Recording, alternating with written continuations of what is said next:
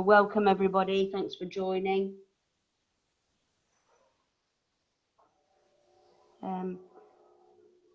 We'll be starting with a short presentation, a welcome from the Panacea coordinator, Dr. Sabina Magalini from the Gemelli University Hospital. She'll give us a brief overview of Panacea, and then I'll talk you through the agenda, the announcement, and then we'll do a couple of live polls, so get ready for those. I'll pass the screen to you, Sabina, now, so we can be ready. So the screen is yours. We can wait a couple of minutes.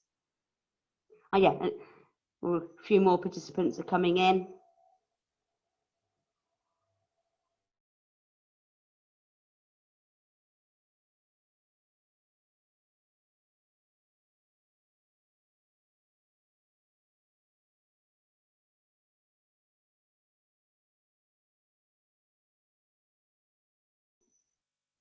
Okay, I think perhaps we can start with the welcome, Sabina. So thank you very much. The floor is yours.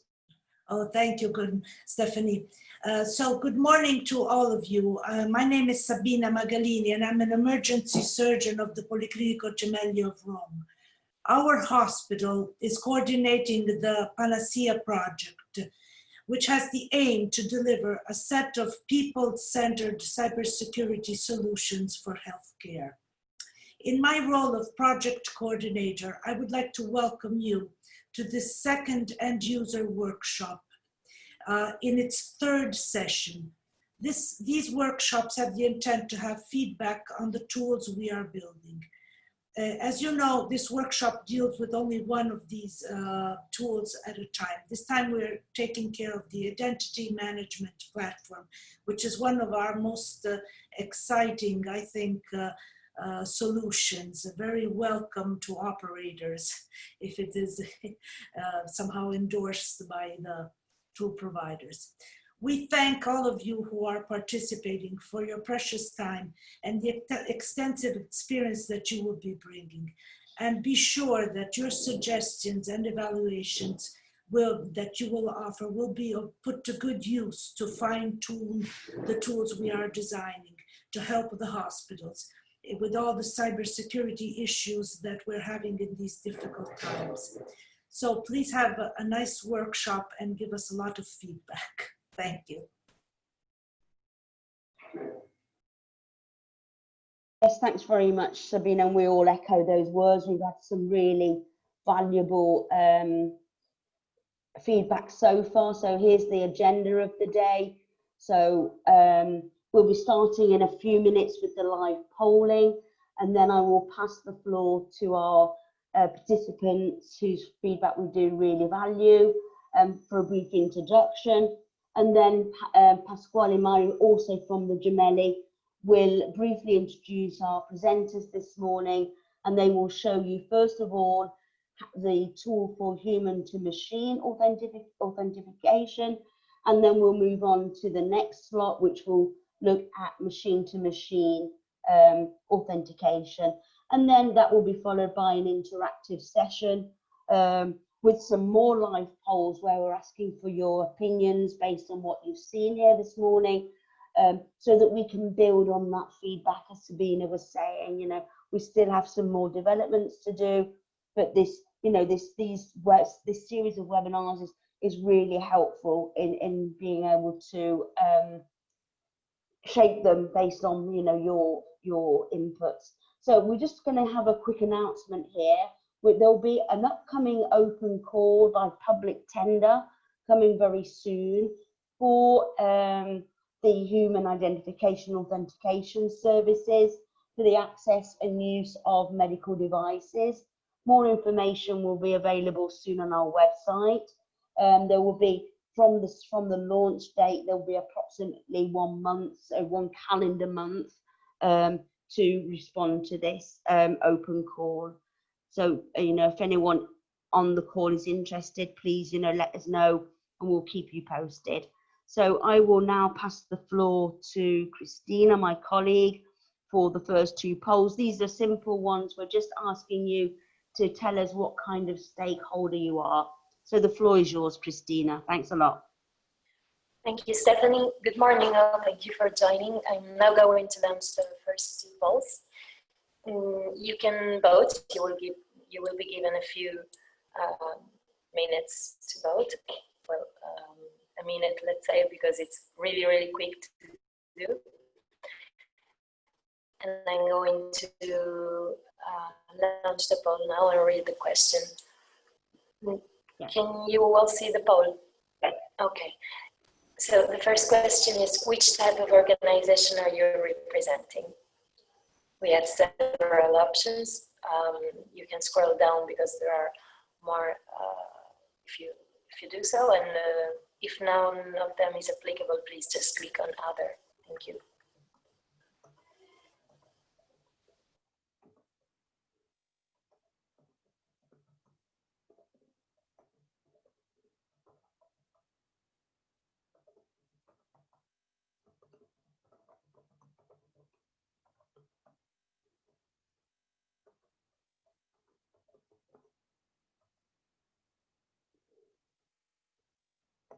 Okay, thank you for voting. I'm now going to share the results. So we have 50% coming from medical device supplier organizations and 2 people, 1 from cybersecurity and privacy supply companies and 1 from research organizations. Okay, I'm now going to launch the second poll.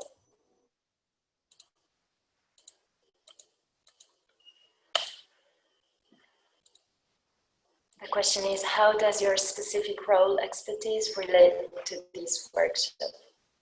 Again, we have several options. You can just scroll down and click on others if none of them is applicable. Yeah, to see all of them, you do need to scroll down on the right-hand side, yeah, on that grey bar.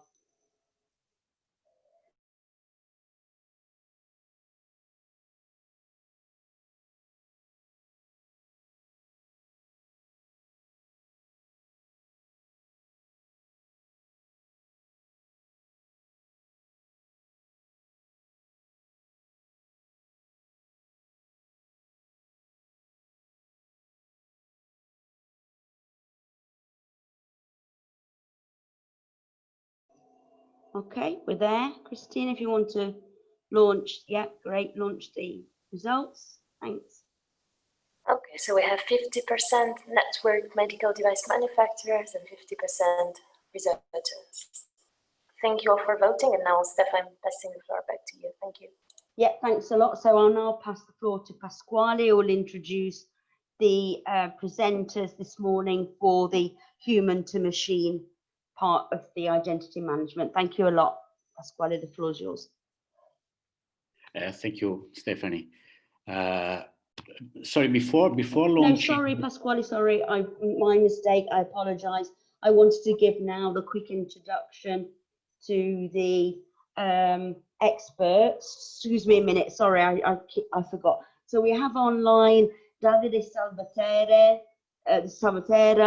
Dimitris, Papamatisvanos, I apologise for the pronunciation, Gabriele Unterberger, and Simon Woodworth. So we'll start in alphabetical order. So we would ask Dimitris first, if you could kindly just introduce yourself with your name, affiliation, and interest in Panacea. Thank you, Dimitris.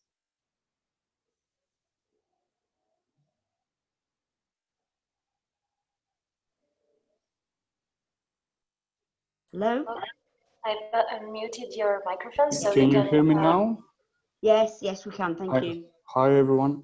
This is Dimitris from Martivanos. I'm a research associate in UBTech, LDT in Greece, an SME participating in several European projects. Among them, there are also projects that are related to healthcare and cybersecurity. So this is who am I. Thanks. Thank you very much, Dimitris. We'll now pass on to Davide Salvatera. If you could introduce yourself, your affiliation and interest in Panacea. Thank you.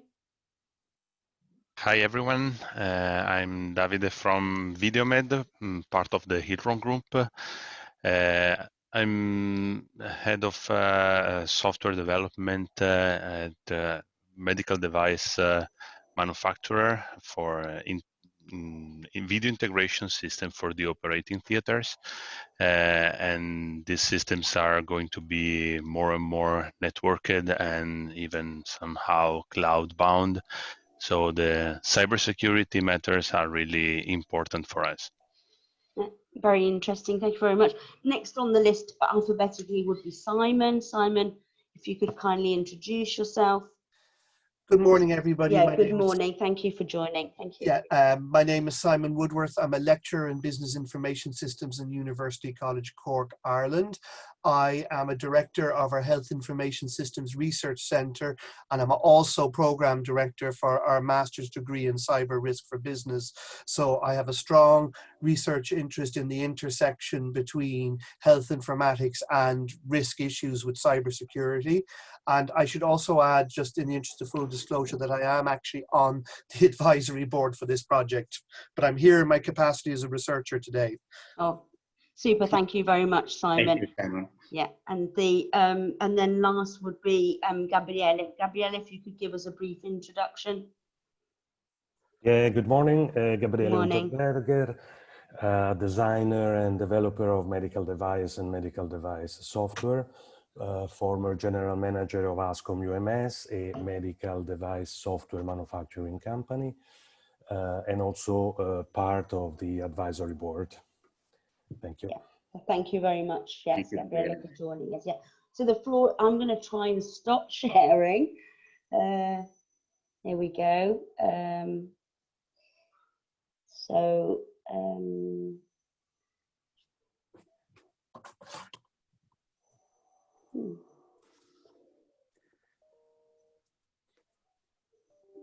Can you still see my screen, or is it? Can you see Pasquale? Neither of them. Okay, so the floor should be yours then, Pasquale. Okay, thank you, Stephanie. Before introducing the sorry. Sorry to interrupt. We have one more participant who just joined. Sorry to interrupt. One more participant just joined. Maybe we want to introduce. Yes. Yeah, Juan. Yes. Juan. Yeah. Yeah. Hello, this is Juan from Hospital Portallero. Sorry Yeah. for being late. Good. I had some problems with my No worries. Good morning and thanks for joining. Yeah, thanks to you. Maybe you can briefly introduce yourself. Yes. Well, I'm working for the Research Institute of the Hospital Portallero. We're currently involved in the Curix health security project, and of course, I signed up to this webinar to exchange information, see where we can have common threads and know well how your application works. Okay, so your domain of activity is research. Mm-hmm, exactly. Okay. Thank you very much, Juan. Thanks to you. Okay, there is one thing before starting the introduction. Stephanie said that we are launching an open call to ask medical device providers to respond to this call, because we need the collaboration of them in the project.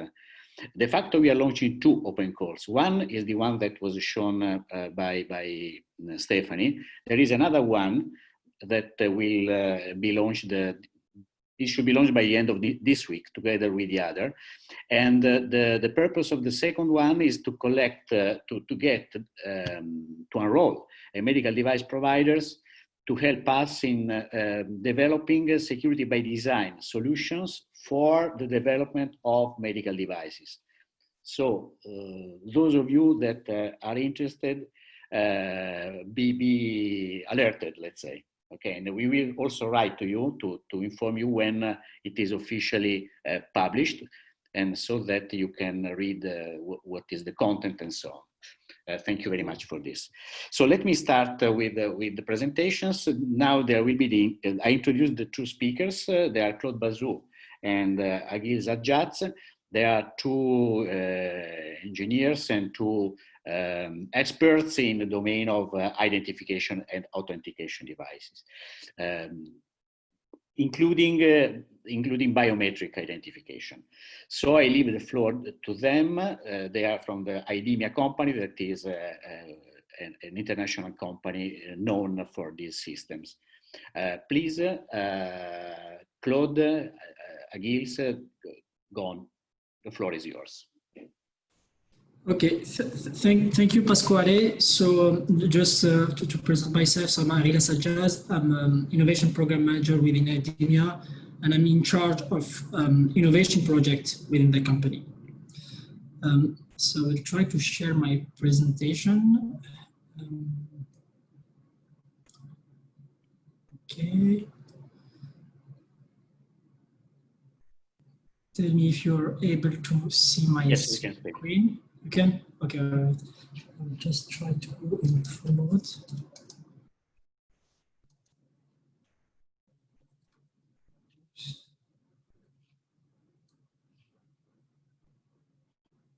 Okay.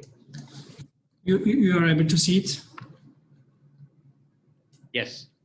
Okay, perfect. Thank you. So as Pasquale said, so today we are going to present to you the identity management platform, which is a toolkit, which is a tool that we have developed within the Panacea project. And in this toolkit, there is two parts: the human-to-machine part, which is the main purpose of this tool is to authenticate people and humans, and there is a second part for the IMP, or Identity Management Platform, which is the machine-to-machine authentication, and will be presented later by Aristodemos.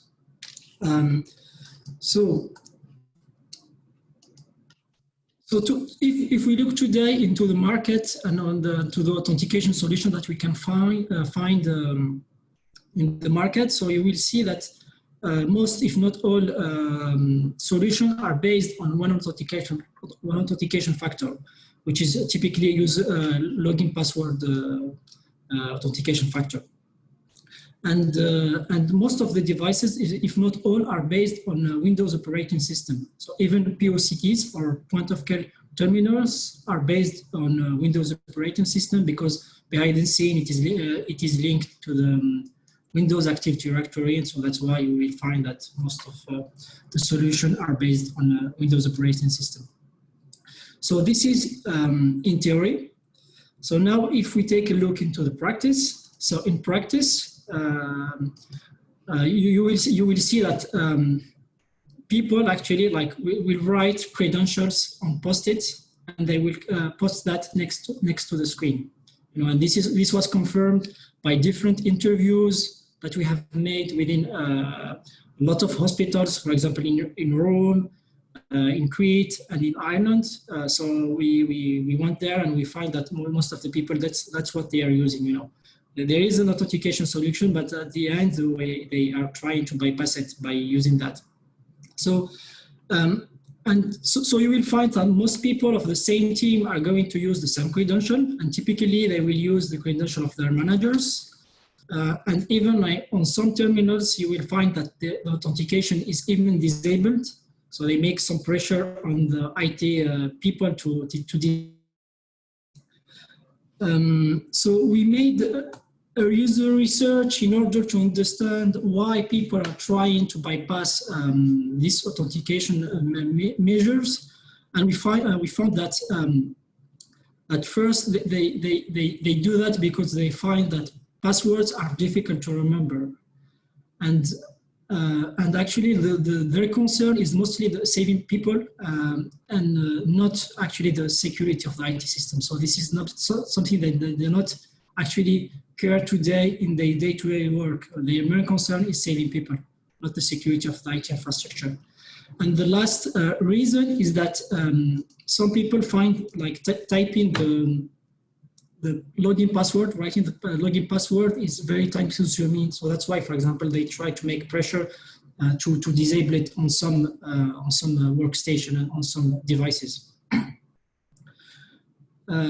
So based on that, so we know that if we want to propose any solution, this solution must be easy to use in order to be accepted within the hospital environment.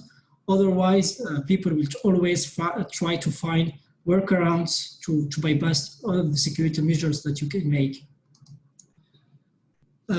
So we made a user research within the hospital to gather the different requirements that must be fulfilled by any solution in order to be accepted within the hospital environment.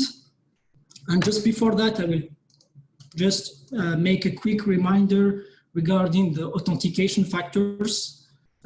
So today, in terms of authentication factors, we have 3 types of authentication factors. We have the what I know authentication factor. Typically, it's a password or one-time password or OTP. The what I have authentication factor, which is typically hardware tokens, smartphones, badges, etc. And the last one is the what I am factor, which is typically the biometrics. And as you can see, each type has its pros and cons. And for example, even the biometric, for example, is not 100% reliable on its own. So if we want to have like something secure, we need always to combine at least 2 of the 3 authentication factors. So as I said, so we gathered the requirements that based on the user research that we made within the hospitals, and the requirements that we found are as follow. So we gathered 5 requirements. The first one is that the solution must be easy to use, and this was what we said just before. It must be secure, of course. It must be affordable. Otherwise, like if the solution is too much expensive, like it will not be accepted and it will not be widespread within the hospital. The 4th requirement is that the solution must be easy to integrate within the existing IT infrastructure. So if we want to propose a new solution, we don't. This solution must be easy to integrate and not. It will not require a lot of change to the IT infrastructure. And the last but not least, the solution must be GDPR compliant. Since we're in Europe, so we need to be compliant toward this regulation. So for the usability, as you will see later in the video, so our solution is based on a one-click button.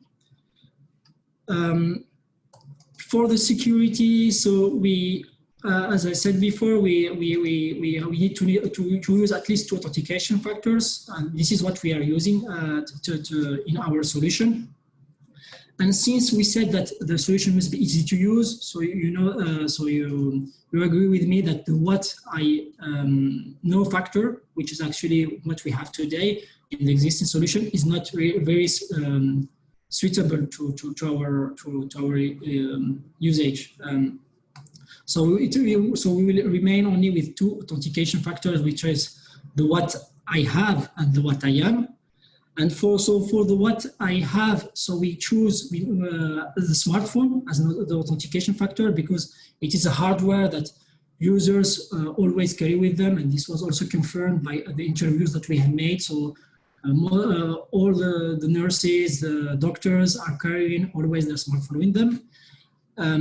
And above that, the smartphones provide interesting functionalities and interesting acquisition functionalities. For example, the camera. So we already have the camera within the smartphone for face acquisition. And we also have the Bluetooth or the Bluetooth Low Energy, BLE.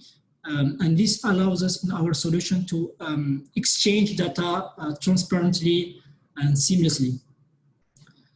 For the what I have, so the biometry, so the choice that we made is the face because it's user-friendly and it doesn't require any specific device for acquisition. Because if we compare that to other biometry, so you will find, for example, the iris needs a specific device for it, and the fingerprint also needs a specific device, and other biometries, like the voice and behavior, is not suited for a hospital environment.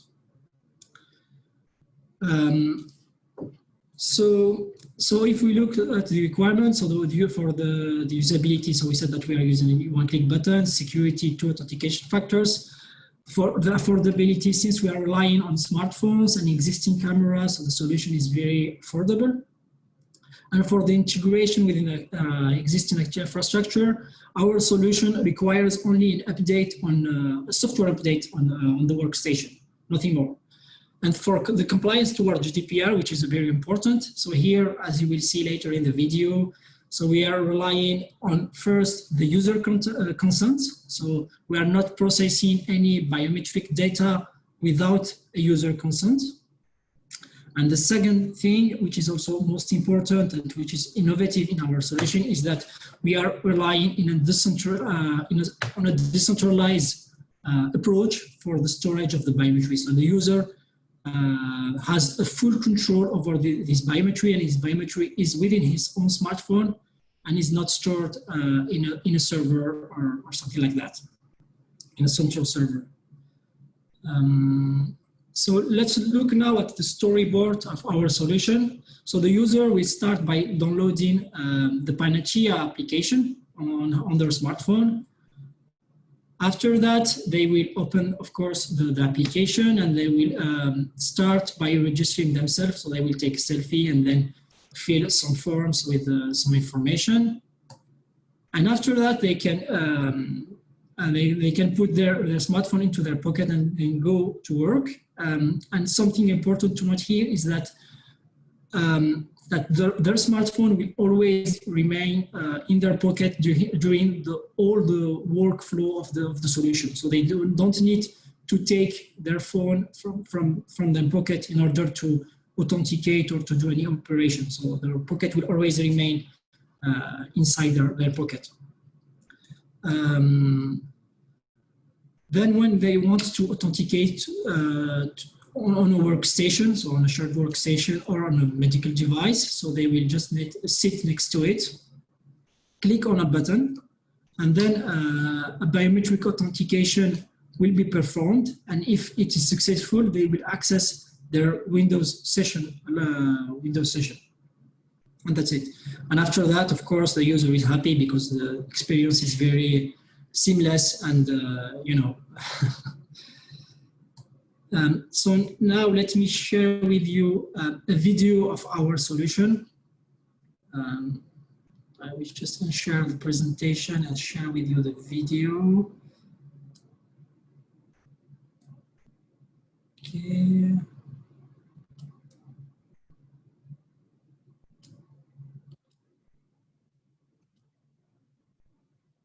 So let me know if you're able to see my screen, which should be a black screen for now. Yes, it's a black screen for now, yes. Okay, Thank you. perfect.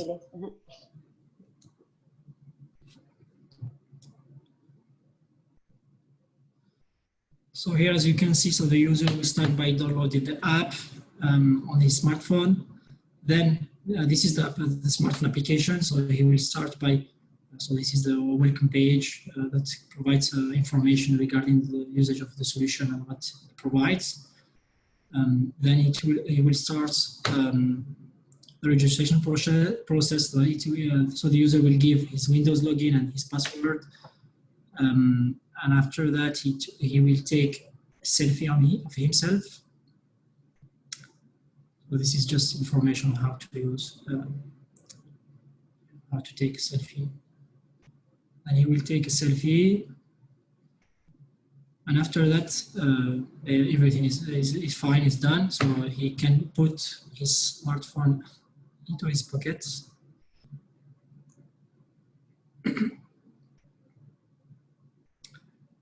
And then he can go to work.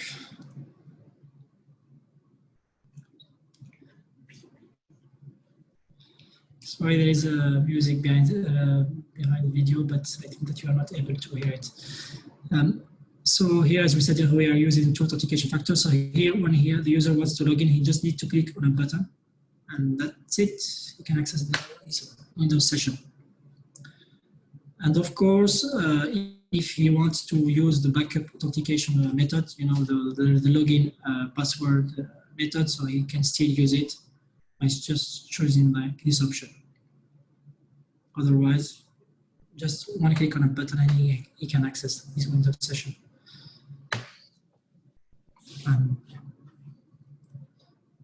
Okay, so I will share again now my presentation.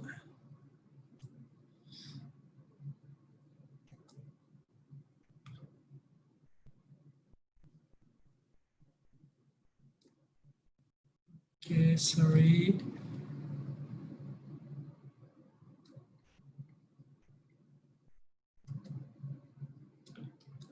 Okay.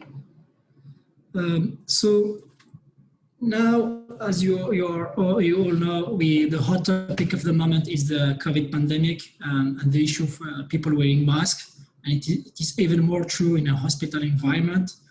So on our solution, so we have, and within the Panacea project, we have worked on improving our biometric algorithms to be robust to people wearing masks. So here, as you can see, it's some pictures from the NIST database. And this is the last rank that the NIST, I don't know if you know the NIST, but it's National Institute of Standard Technology in the US, that ranks all the different biometric algorithms. And as you can see below, like an IDVR. And here, this is like the results that we're getting for when we use images of people wearing masks. And as you can see here, we are ranked 7th worldwide, you know. And if we compare that to our previous algorithm, 2019, so you see that there is a huge improvement on our biometric algorithms in order to be robust to people wearing masks. So today, even though people will wear masks in the hospital environment, they will still be authenticated within our solution. And just to conclude regarding this part, so thanks to our solution, so we are resolving the credential sharing issue within the hospitals, so we are not like all the pains that people were suffering in the past. So we are trying to resolve them with this solution. Our solution is based on 2 authentication factors, which is the what I have and what I know. It's easy and frictionless, and as you may saw that in the video, so it's just you just need to click on one button and that's it. For regarding the biometry, and this is something very innovative in our solution. We are relying on a decentralized approach for storage of biometry. Because typically most of the solution, if not all, based on biometry, will rely on a central storage of the biometric of the people. And the last thing is that now, today, thanks to the work that we have done, so our algorithm are robust regards people wearing masks. And that's it for me. So now I think we can switch to the Q&A session, if I'm not mistaken. Yeah, perfect. Yeah, perfectly timed. Well done. Yeah, so just let me, we've been joined by Mohan, so we'll be giving you, we'll pass the floor to you when we get to the interactive session, so you can give us a brief introduction. But if you have any questions about what you've been seeing on this new tool, then please put them into the Q&A, or we can unmute you and you can put your hand up and we can unmute you and bring you into the discussion. That's perfectly fine, Stephanie. Okay, welcome. Thank you very much. Yes. Thank you. Okay. Does anyone have any questions on this part? Oh, from Gabriele. Christine, if you can unmute Gabriele, and then he has a question. Yeah. Thank you. So my understanding is that the system is based on the selfie that the user takes. And so there's a centralized database where all the selfies are stored, I guess. Am I wrong or did I misunderstood? Actually, like, please, Ariles, please. Okay. Actually, it's like, yeah, as I said, like most of the solutions are based on this approach, on the central the database storage for the biometry. But in our use, on our solution, in order to be compliant to our GDPR, so we are relying on a decentralized storage for the biometry. So the biometry will be kept only on the smartphone of the user, and will be used later locally just to authenticate him on the workstation. You know, and after that, so there is no central server storing all the biometry of the people. And the second thing, yeah. Okay. I will conclude. I will finish with that, and then I will give you the mic, Claude.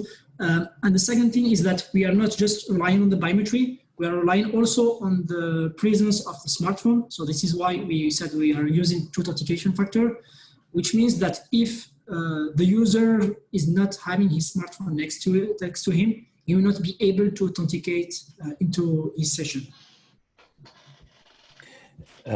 So, okay, so sorry. The camera that is used to identify the user, which one is it? On the medical device or on the smartphone? Okay, so just a precision on about the way it's decentralized. When you record yourself, when you register, there is no face image sent to the central site. All the computation will be local.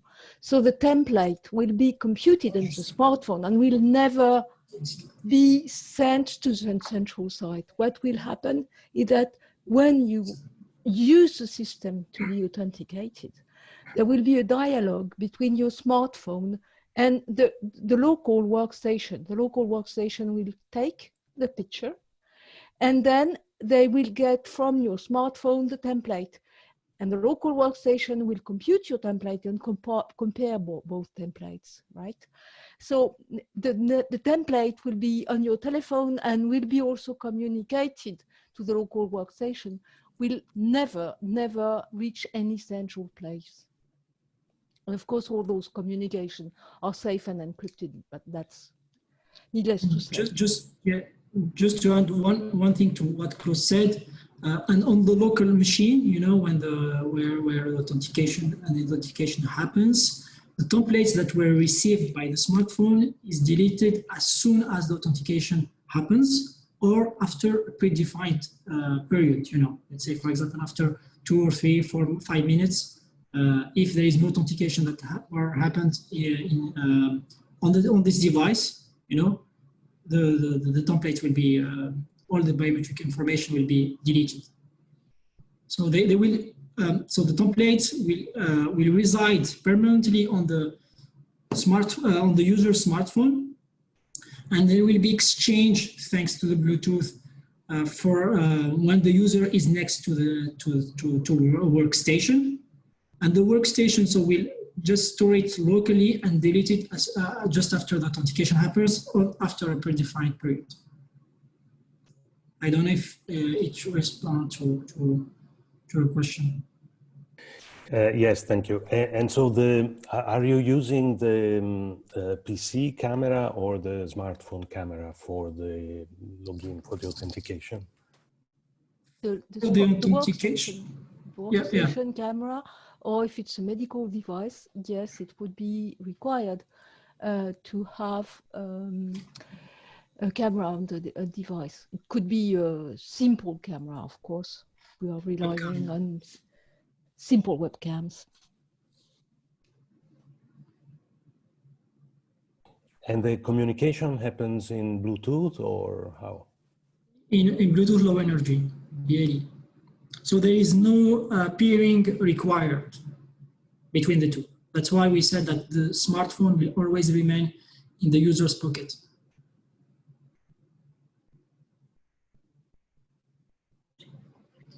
Okay, thank you. Thank you, Gabriele. Thank you, everybody. Are there any other questions, or can we move on to the next presentation on the machine-to-machine? No, there will be time for more discussions later on.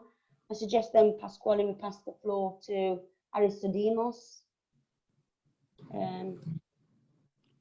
So if you yes, thank you. Yeah. Now is the turn of Aristodemos. Aristodemos is an engineer working with iSprint. iSprint is a small company specializing in software applications, and as he will say, they are in the project building the machine-to-machine identification mechanism between a software from iSprint and a robot that is built by another company. So what they are doing is to make the software recognize and identify the robot. And okay, I leave the floor to Aristodemos. Sorry, Pasquale, I don't know, Aristodemos, if you want me to start the first part of the M2M and then give you the floor? No. Okay, yes, I guess you can start with the theoretical part, and then I will cover everything that has to do with the particular use case. Thank you. All right. Okay, thank you.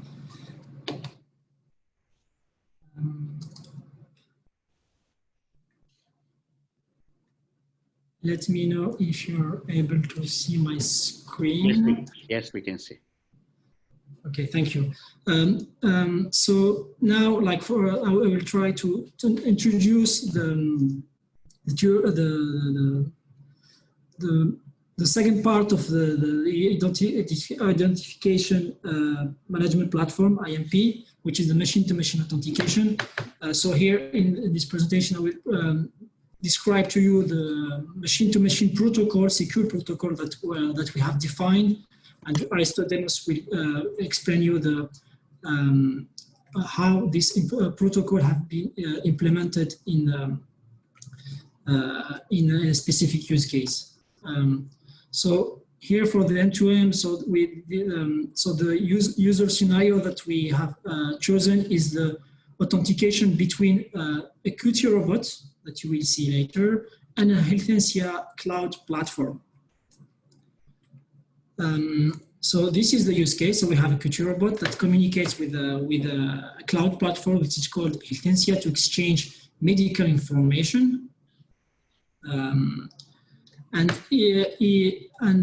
Today, the solution, or previously the solution, were based on an authentication factor, which is the what I know factor, so the login password. So the login password were stored on a hard drive in the Qt robot and used in order to authenticate the Qt robot within the Healthensia platform. So if the login password were okay, so the response will be okay for the Qt robot, and then he can start to communicate with the Healthensia platform. So here we have proposed machine-to-machine secure protocol in order to enhance this solution. And for that, we have defined a solution that is based on a PKI infrastructure, so public key infrastructure. And also we are relying on a hardware module, a secure hardware module, which is called TPM inside the Qt robot chip, so trusted platform module. I don't know if you are familiar with secure elements, but these are hardware devices, hardware chips, like the one that you can find in banking cards or in mobile cards. And these hardware modules contains security features in order to securely store sensitive information, and also provides cryptographic functionalities. So here, the protocol is also based somehow on a FIDO spec. So here the authentication happens. So the Qt robot exchange some challenges with the platform, and these challenges will be signed thanks to a private key which is stored in this hardware module, a trusted platform module, and so what we are providing in this solution. So we are providing a solution that relies on a private key, which is a sensitive information, and this private key is stored on a secure module, which is a TPM. And thanks to this protocol, we are immune against reply attacks, because as you may saw in the previous slide, so at each authentication, a challenge will be sent by the platform, and this challenge must be signed using the private key. And as I said, like we are relying on FIDO concepts in order to define this secure protocol. So now I leave the floor to you, Aristodemus. Thank you, Agils, for this introduction. So I am Aristodemus Pneumatikakis. I am the R&D Director of Innovation Sprint, and following up on what Agils just presented you about the theoretical background for our machine-to-machine protocol, I will demonstrate you an implementation we have been doing and are still implementing. This implementation involves two machines. One machine is our main product, a software platform, Healthensia, and the other machine is a robot. The robot collects information about the patients in a more natural way than the usual software, and attempts to send this information to Healthensia for processing and storage. So having said that, let me start a video that will explain everything. I begin the presentation. Share. So you should be able to see this, and I am starting it. Moving on to IMP M2M, we will describe a use case leading to a reference implementation of this protocol. The chosen IMP M2M scenario is as follows. A hospital or any other clinical organization is conducting trials with patients. It is using a system called Healthensia to facilitate management and improve the quality of the collected information in the trials. Patients are using the Healthensia application on their mobile phone to report outcomes, but also have measurements taken about their lifestyle. Security in this case is provided via the mobile application login with a username and a password. At some point, the organization procures Qt robots to be used by patients for two reasons. Firstly, to improve their user experience, and secondly, to augment the collected measurements with mood and body posture information. In the second case, security is provided via implementing the IMP M2M Secure Authentication Protocol. This protocol is applicable when two devices need to communicate. In our use case, these two devices are a software platform, Healthensia, that needs to communicate with an assistive device, the Qt robot. The aim of the IMP M2M protocol is to avoid transmitting username and password to the cloud, avoid having to memorize credentials, and finally avoid having all information about identification and login at one place. To facilitate this, the protocol uses a private-public key pair. The public key is freely transmitted at device registration before any communication takes place, and the private key is kept secret on a secure storage thanks to a trusted platform module. The first thing to do when having a new Qt robot is to register it with the Healthensia system. The organization personnel managing the trials use the Qt robot tablet to initiate this registration process. The public information of the Qt robot is transmitted to Healthensia Cloud. This information contains the public key and the serial number. Multiple Qt robots can be registered with Healthensia. Each robot can be associated with a number of patients for their use. Successfully registered to Healthensia.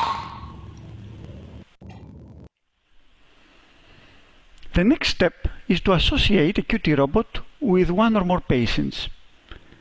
The organization personnel managing the trials are also admin users of the Healthensia platform application.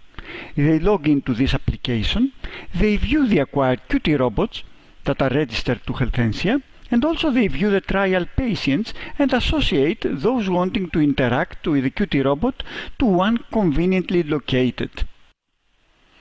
The process is as follows. From the device management of the Healthensia platform application, the administrators can view any of the devices that are registered. Some of these devices are Qt robots. The device at the end of the list is a Qt robot that is not associated currently with any patient. The user clicks on it, and on the details screen, the admin user can select any number of trial participants, patients, to associate them with the robot. And in this case, the user goes on and selects 2 patients. Upon returning to the main list, the admin user can see that now the robot is associated with 2 people. Subject 5DS associated with me.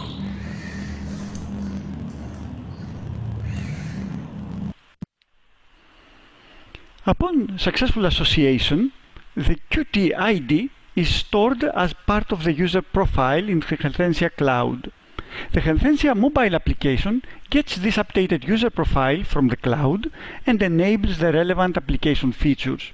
This can be seen on the right-hand side as the third widget, and this widget guides the patient through the Qt robot registration.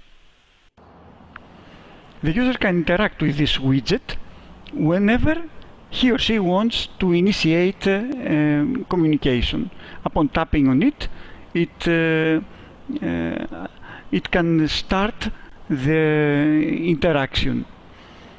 The Healthensia application in this case notifies Healthensia Cloud about the intention of the user to interact.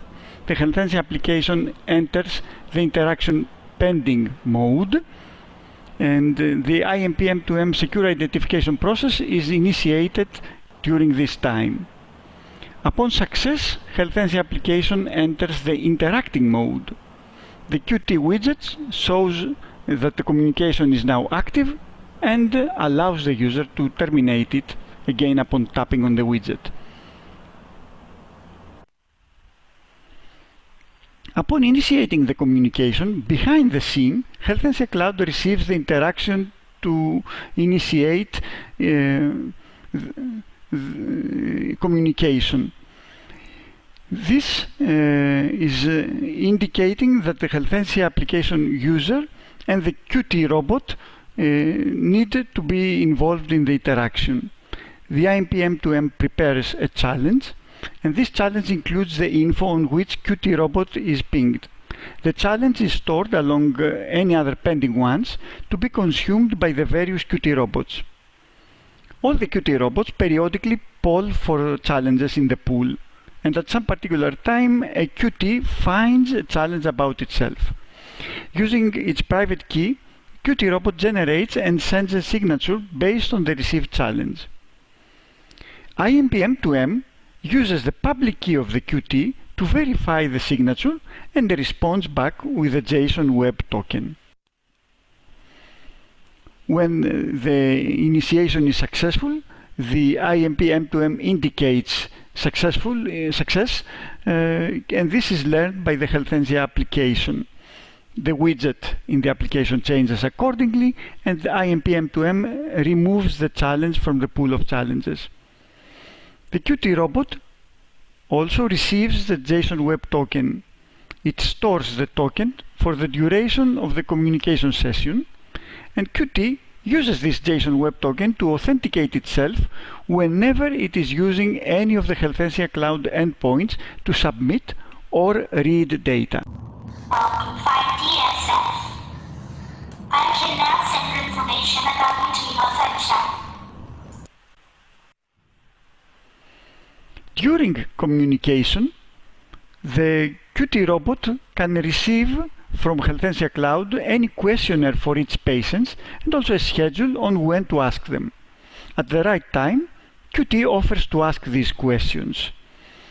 If the user agrees, Qt collects and sends back to Healthensia Cloud the patient's answers, and also Qt reports to the cloud patient's body posture and their facial emotion. Hi, 5DSF. It is time I asked you a few questions. Should we proceed? Yes, Qt. How are you today?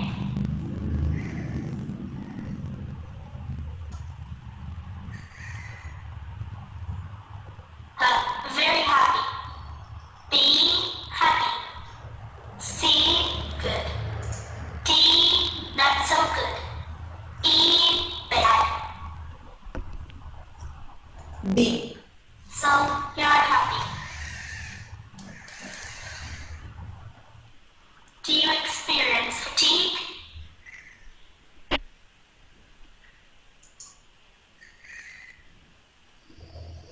A, not at all. B, a little bit. C, somewhat. D, quite a bit. E, very much. E, Qt. You answered very much.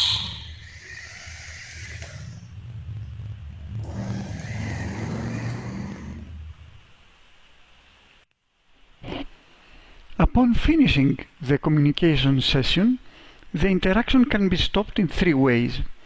The user can indicate his intention to do so, the JSON Web Token session might time out, or Qt stops seeing a face for a predetermined amount of time. In the first case, when the Healthensia user wishes to terminate the Qt interaction, he or she employs the relevant Healthensia application widget, which changes accordingly. The IMP M2M service invalidates the particular JSON Web Token. Once Qt makes a call with this invalidated JSON Web Token, the call will fail and the robot will understand this failure as interaction termination. Thank you for participating 5DSF. Until next time.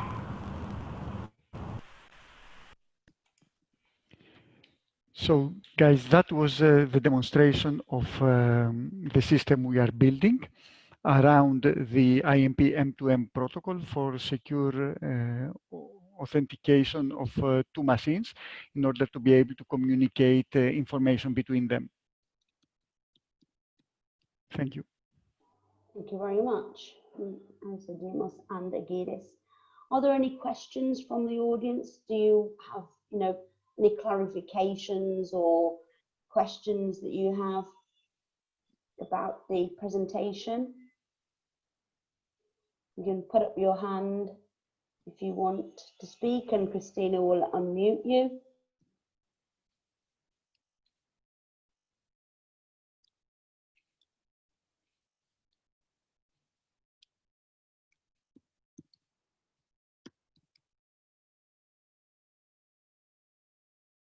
If not, we can move on to the interactive part. And at this stage, Pasquale, if I may, I think we should just open the floor to Mohan so he can give a brief introduction of himself, his company, and interest in Panacea. So we could do that before we start the polls and then the interactive discussions. Yes, sure. Thank you. Okay, Christina, if you unmute mine. Yes, hi Mohan, I gave you a right to talk, so you can unmute your microphone on your side and give us a short presentation. Thank you.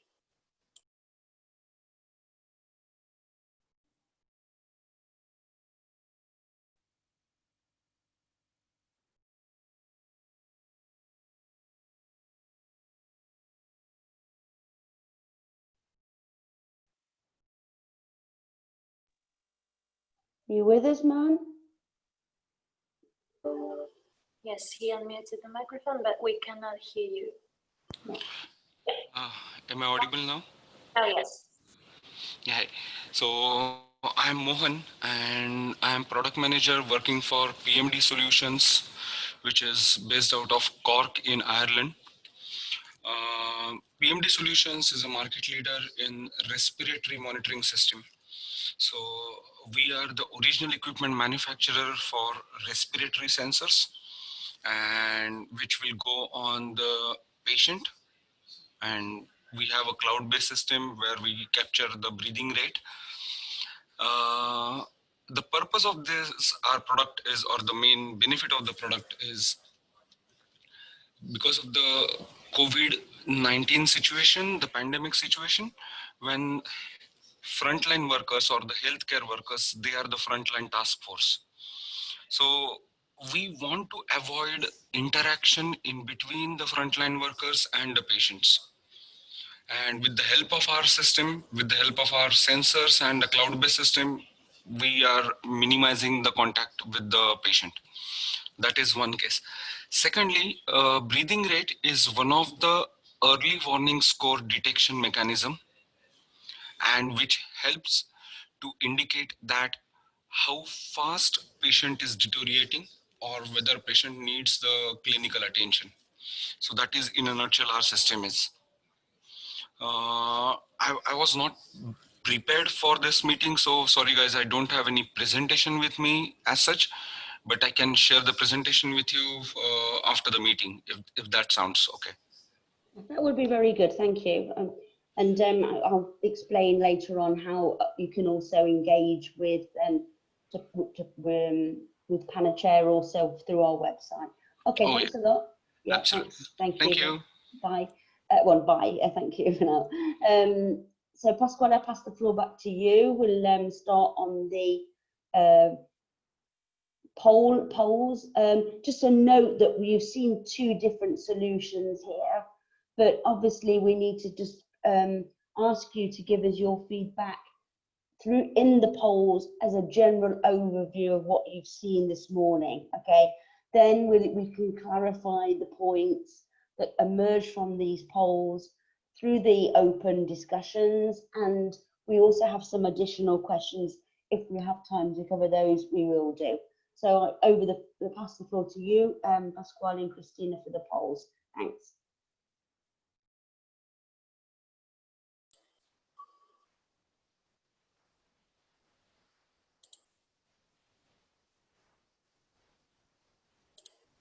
Thank you, Stephanie. So can I launch the first poll? Yes. Okay.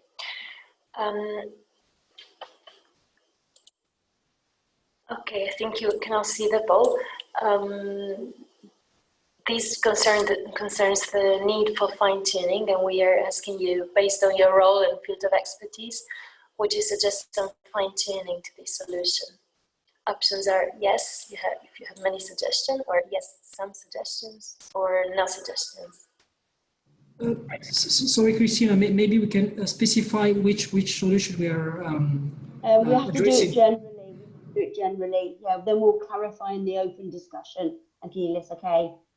Otherwise, we'll just be here until already by this evening with the number of polls we need to do. So we're just trying to save time for our participants. Then we can clarify afterwards, don't worry. Okay, so it is for both. Yeah, as I just explained that. Yeah, okay. The overview. Yeah. Otherwise, we're on poll overkill. Yeah. So then we can clarify afterwards. Okay. I think we can. Oh, not everyone's voted. There is an option not to vote, though we would obviously value your feedback. But I think we can wait a couple of seconds if we don't get any 1 by 120. Christine, I suggest we share the results. Okay. Or we end the poll and move on to the next one. Yeah. Yes. I'm now going to share the results. 67% of you have no suggestion, and 2 of you have some suggestions. So Do you want to discuss them now or later? I think later, and we go on with the poll. Let's go on with the polls, and then we'll see, you know, we can ask what those specific suggestions are. We will understand if it's for the M2M or H2M. Okay, thanks. Okay, thanks, Steph. This next poll is on the fit for purpose, and we're asking you, based on your role and field of expertise, how do you rate this solution in terms of its usability by intended users? Difficult to use, or usable with some effort, or very easy to use?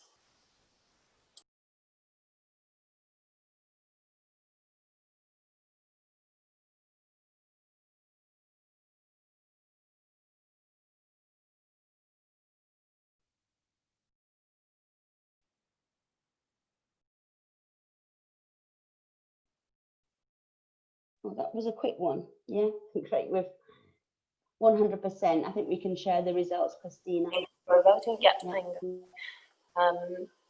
So 67% usable with some effort, and 32% find it very easy to use. Okay, thank you for your feedback. I'm now going to launch the next poll, again on fit for purpose, but this time we're asking you to rate these solutions in terms of usefulness, of their usefulness. The options are: it doesn't solve any current issues, it's not very helpful, it may solve some issues, or it's very useful.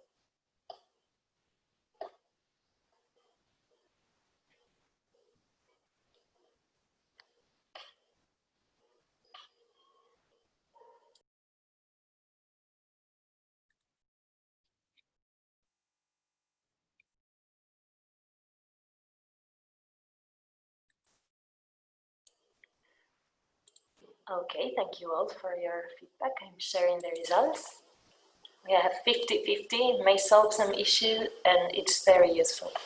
Thank you. I'm now going to the next poll.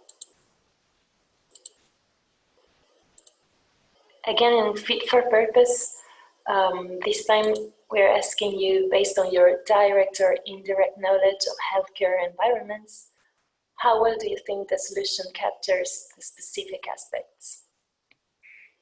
It's a-specific, it doesn't capture any specific aspect. It captures many but not all of specific aspects, or it fully captures the specific aspects. Consider that what we can say specific here means that in the healthcare environment, people are very busy, and there are all the issues that you have seen that Agils described before. And also there are medical devices. This is a quite specific thing in the healthcare domain.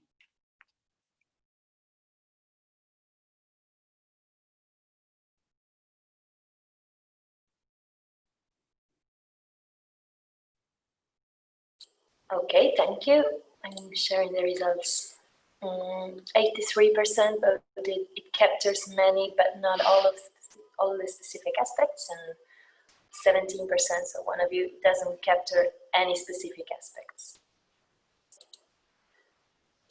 Moving on to the next poll. The question is, based on your expectations, how do you rate the solutions in terms of completeness of functions?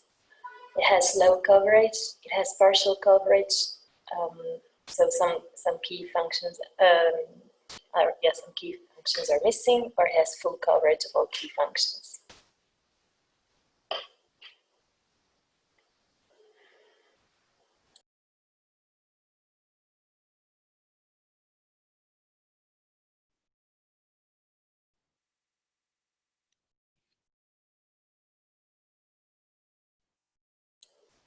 Thank you.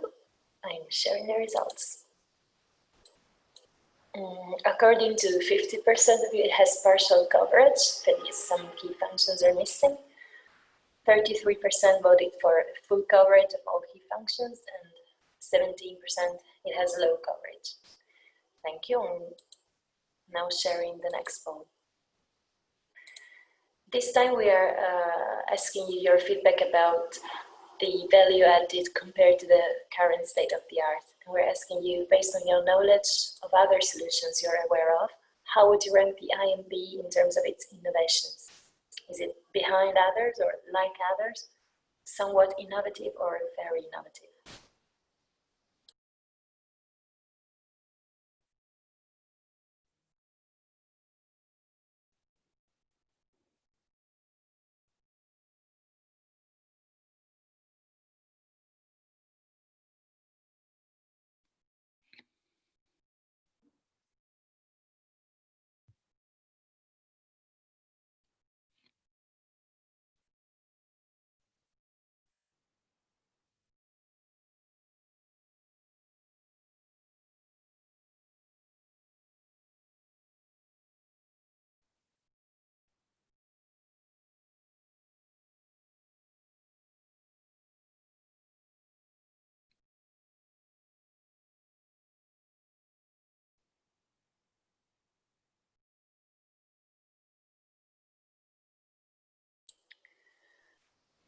Okay, we are missing 2 more votes. I'm going to close the poll shortly unless you need more time to think about it. I think we can close, Christina. Yeah, we can have the discussion then afterwards. We have Yes. just over 15 minutes left of the webinar, so yeah. Okay.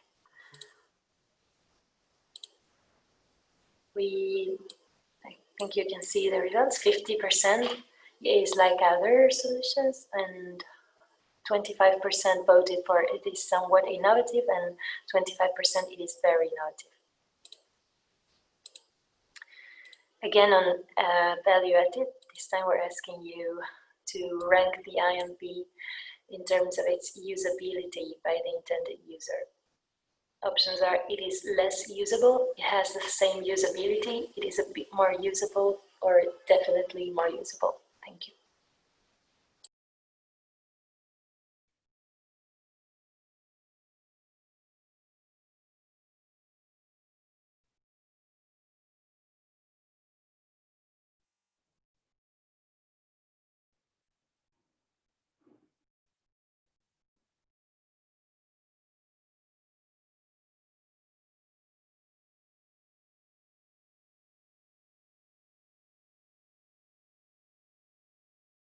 Yeah, I think we can go up to about 60 seconds on the clock. There's a counter up at the top. Yeah. In the green. Just to give us enough time for the discussions afterwards. Okay, and in the poll now. We have 60% who voted it has the same usability, and 40% is definitely more usable. Going now to we have 2 more questions for you. The next one is based on your knowledge or of similar or other solution. How would you rank IMP in terms of its usefulness? I read the options. It is less useful, on the same level, a bit more useful, or definitely more useful.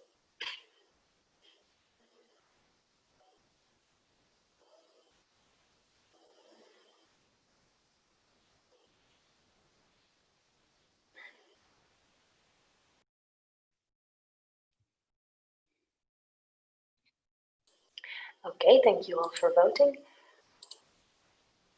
67% of you voted that it is on the same level, 17% it is a bit more useful, and 17% it is definitely more useful. I'm moving on to the last question. Again, on value added versus state of the art.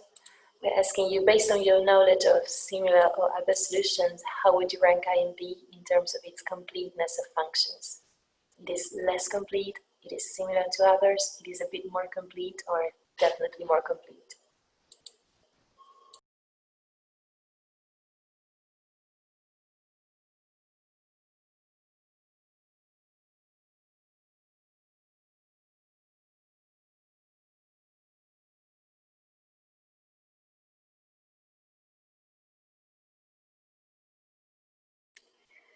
Okay, thank you all for sharing your feedback with us. I'm ending the poll and sharing the last results.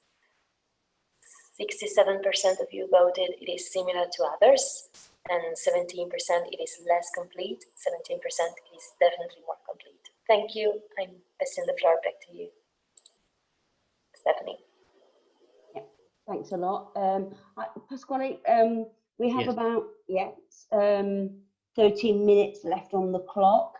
We could also ask our partners from IDEME and iSprint if they have any priorities in terms of asking for a few more clarifications on the poll results, or we can move on to some more specific questions that I have in the presentation.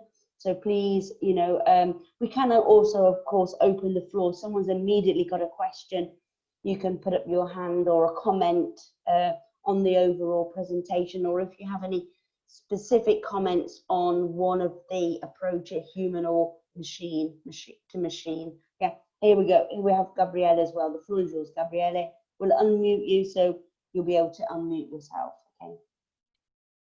Yeah, thank you. My question is about the human to machine interface, about the reliability, meaning the false positive rate or false negative rate of this platform compared to the native iOS and Android face recognition engines. And basically the question is why not to use the embedded face recognition engines that are available in these platforms. Do you want to respond, Claude, or do you want me to? It's okay. It's okay. Please go ahead. Okay. So here, just to clarify a point, the authentications happens on the device itself, not on the smartphone.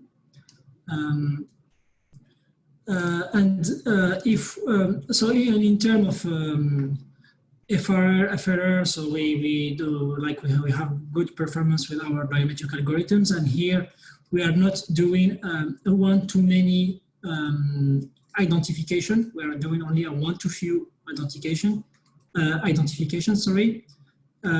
And the smartphone is today, if for example we try to rely on the smartphone, so we at the device side, we will not, first we are not trusting the smartphone to be sure that the authentication happens. It can be just a yes response from the smartphone. And the second thing is that even though there is the authentication on the smartphone, we are not sure if the person that had authenticated himself on the smartphone is the one which is next to the device. Yeah, thank you, I understand. If no one is asking, oh, sorry, there is one hand raised. No. Okay, so if it's possible, I would like to understand what are the concerns with the usability that were raised by some of you. If you could tell us more. Yes, and whether the usability referred to the H2M, human to machine, or to machine. This is also important. Hi, it's Simon here. I think I'm probably, I can't remember whether I specifically raised a concern about usability. I like the solutions, and my comments are directed more to the problem of authentication of users at workstations in the hospital rather than the robot. Can somebody comment on how long it now takes to log into a workstation using the proposed system? How much time does it take to log in compared with the old enter your username and your password? I'm not concerned with the registration in the smartphone. I'm just concerned with how long it now takes somebody to authenticate themselves at a workstation. Agil, can you answer? Yeah, I can respond to that. So today with the actual solution, it takes, let's say, less than a second. You just need to click on the button and then you are logged in. Okay, so I understand the workflow. I walk up to the workstation, it recognizes my face even with a mask which is registered beforehand, and you click on a button to confirm. Actually, you need to click before, because we need the user consent before processing any biometric data. So when you click on the button, then we start the identification of the person, and then we open the session. And this takes less than a second. Agil, the button is on the workstation, on the device? Yeah. Yes. It's on the whistle. Can I just ask a follow-up question very quickly? Sure. Given that most of the workstations are based on Windows and Windows 10 in particular, why not just use Windows Hello?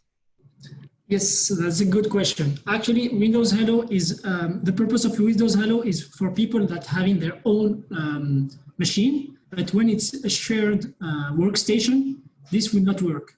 Because like today, you in Windows Hello, you are going to store your biometry on the device itself. Yeah. And so you need to have like, let's say, for example, if you have 100 people using the workstation, so you need to store the 100 biometry on this workstation, you know. And even, so this is not, in terms of GDPR, this is not really acceptable. And, you know, for a shared workstation, you cannot like store personal information inside it. Yeah. Okay. I thanks very much. I think that I really like the solution. Having seen our local maternity hospital here in Cork go to an all electronic system, and had comments from obstetricians that, you know, people do not want to waste any more time than they consider absolutely necessary banging a keyboard, that having a system that logs you in a second with a button click and a second response, you know, has the potential to hugely improve how electronic records are used in hospitals. Okay, thank you. Thank you very much. Yeah. Thanks. Yeah, thanks very much, Simon. That's very interesting about the maternity ward. Thank you for sharing that. Yeah.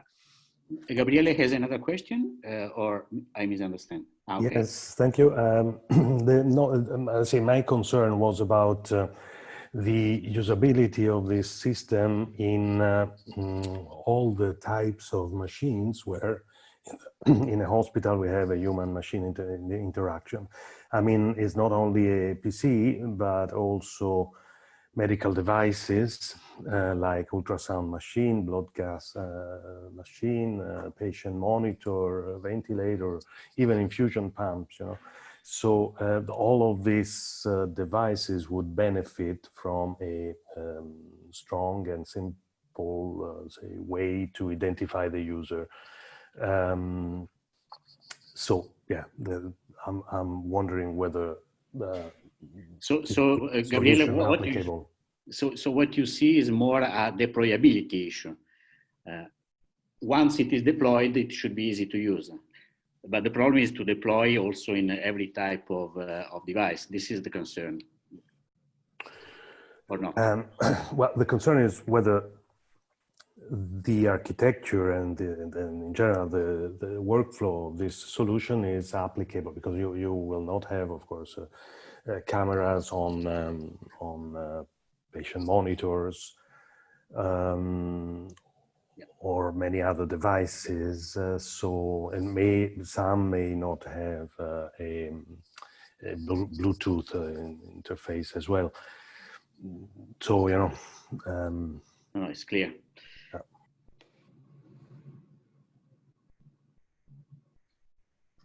Agil, or Claude? Yes, the idea was that both the camera and the Bluetooth reader are quite small, well, low cost and small in size devices that can be added easily.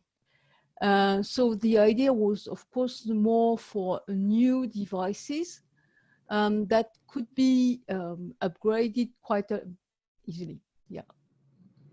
And just to add something to that, I am not actually an expert on medical devices, so I cannot comment on like the hardware architecture of the device. But in terms of software, so I don't know if there is USB stick in the medical device where we can attach Bluetooth dongle or a camera. But in terms of software, so with the solution that we have deployed, so as we said, it relies, let's say, on Windows operating system. So it's just an additional layer that we have added. So it's just a library that needs to be added and upgraded into the Windows operating system. So we are relying like on the Windows functionalities. So there is no need to modify the operating system in order to support software. Yeah, thank you. So let's say I would confirm that this is a system that works well on computer and terminals.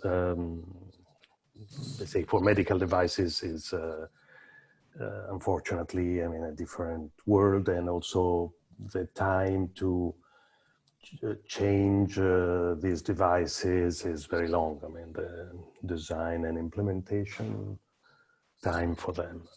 Gabriele, this is why we are also launching the open call, because we want also to test on the easiness to adapt a medical device to accept this type of mechanism.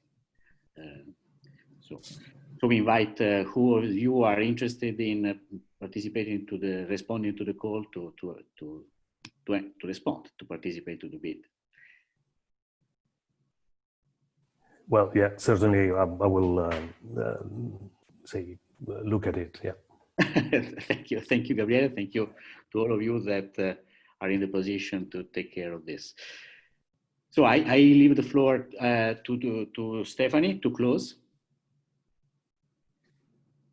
Stephanie? Yes, thank you, Pasquale. Just a quick note about how you can contribute or get connected with us. Also, I'm not sharing my screen. Just bear with me a minute. Share screen. There we go. Oh, keep seeing. Oh, let me. The poll. Okay, so we have a LinkedIn account, so you can join us there. We have also a Twitter account, so that's another way of connecting with us and staying up to date.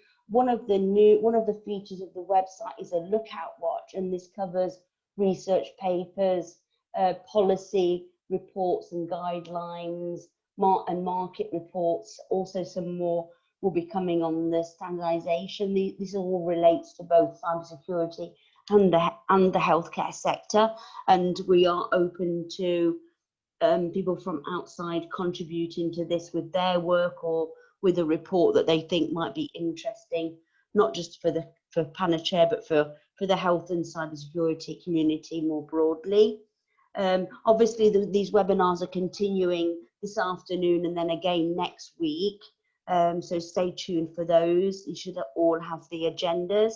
But one event that we did want to highlight was this session on the 28th of September as part of the Connect Autumn School on Digital Health. Sabina Magalini will be in the session on cybersecurity, a priority for healthcare delivery, where she'll be talking about our cybersecurity toolkit, so from different aspects that we're covering in this webinar series, both looking at also the experiences from the front line during COVID-19, so bringing in experiences from our various end user hospitals, so not just the Gemelli, but the 7th Health Region of Crete and the Health Service Executive in Ireland. So that will all be live streamed, so you can follow it there.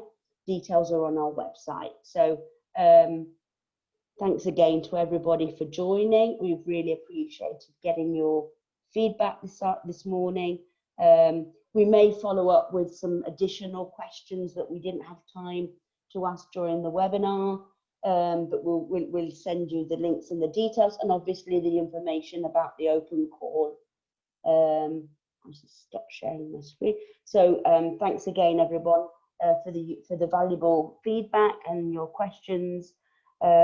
We hope to, when we're next year around March or April time, we hope to engage with you again when we have the toolkit more fully developed.